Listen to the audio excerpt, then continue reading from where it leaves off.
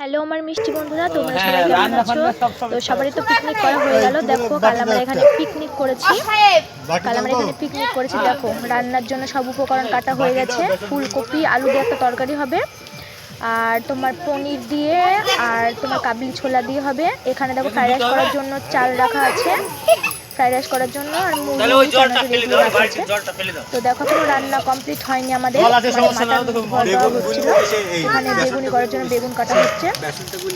এটা আমার দাদা ভিডিও করছে। আর দেখো বন্ধুরা কেমন হয়েছে, আমরা কাছে পিকনিক করেছি।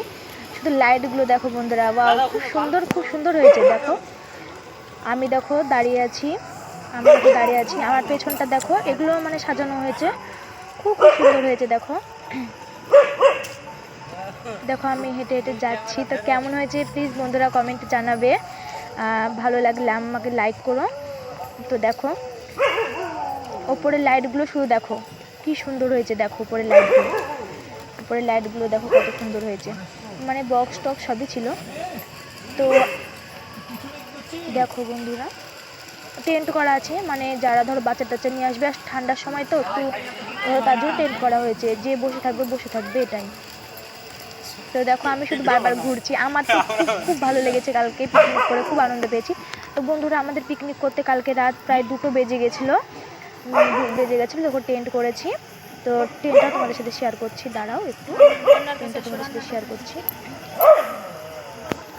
আঙ্গুল দেখাবা, চলো তোমাদের সাথে শেয়ার করি। দেখো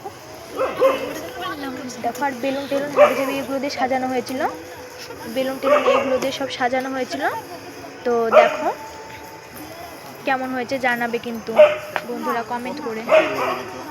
দেখো তো আমি টেন্টের ভেতরে ঢুকে পড়লাম।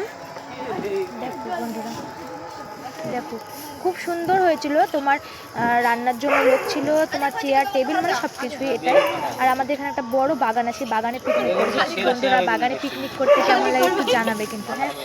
আর দেখো আমাদের ফাঁকা করো এখনো, মানে রান্নার জন্য সবকিছু করা হয়নি। মাটন টাটন বেগুন আর কাটতে হবে না, অত বেগুন কি হবে এখানে বেগুনি করার জন্য